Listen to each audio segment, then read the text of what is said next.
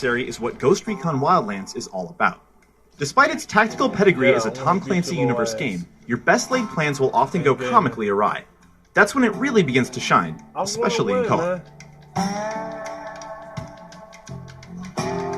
You sure?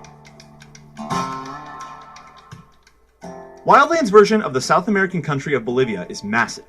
It includes more than 20 provinces, and each has at least one cartel boss, hidden weapons, and more. You can roam the whole map from the get-go, and it has jungles, mountains, deserts, and more. They all look great and impact how you play, with varying amounts of cover and vehicles.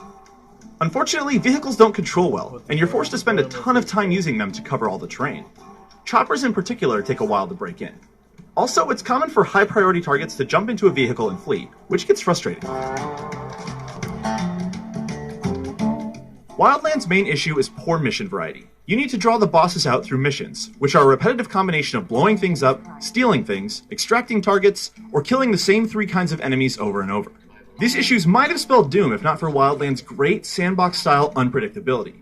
Yes, you may be on your 10th extraction mission, but they play out like different action movie scenes. When things don't go as planned, the madness that follows is what saves Wildlands. Weapons come down to personal preference, though SMGs and shotguns felt too limited. The loot lust is there, but it's more to satisfy your aesthetic goals, and not because you need better guns. And most of the upgrades in Wildlands, from weapons to skill trees, are incremental. Your sniper scope will sway less, you can run further, and so on. They're useful, but not very alluring. Likewise, the skill trees are disappointingly short. By the end, I had almost everything. That's fine when you're playing alone and your AI companions are so hands-off that you need to compensate. However, it's a shame to not have to make any choices and coordinate in co-op. Wildlands is definitely best played in co-op. However, co-op is also harder. I died far more when playing with real people than I ever did alone. Your AI squad isn't there to support you, they're there to enable you. They're wonderful at handling tasks but have almost zero initiative. They also allow you to use sync shot to simultaneously take out multiple targets. It's quick, fun, and super powerful. The squad also has moments of clairvoyance where they'll spot enemies behind walls. Plus, they can also take a lot of punishment, and they almost always revive you when you're down. In co-op, human players are just as squishy and dumb as you are. Sync shot still exists, but it's manual and trades effectiveness for skill and fun. Playing with friends also allows you to use multiple vehicles effectively, which opens up new options and works to alleviate the repetition problem I mentioned earlier. Co-op is also drop-in, drop-out, and it works seamlessly.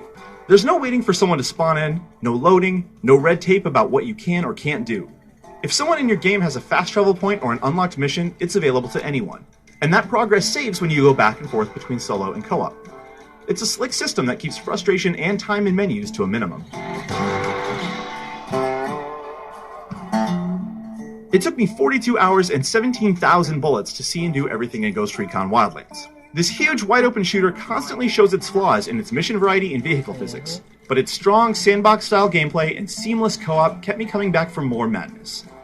For everything on Ghost Recon Wildlands, keep it right here on IGN.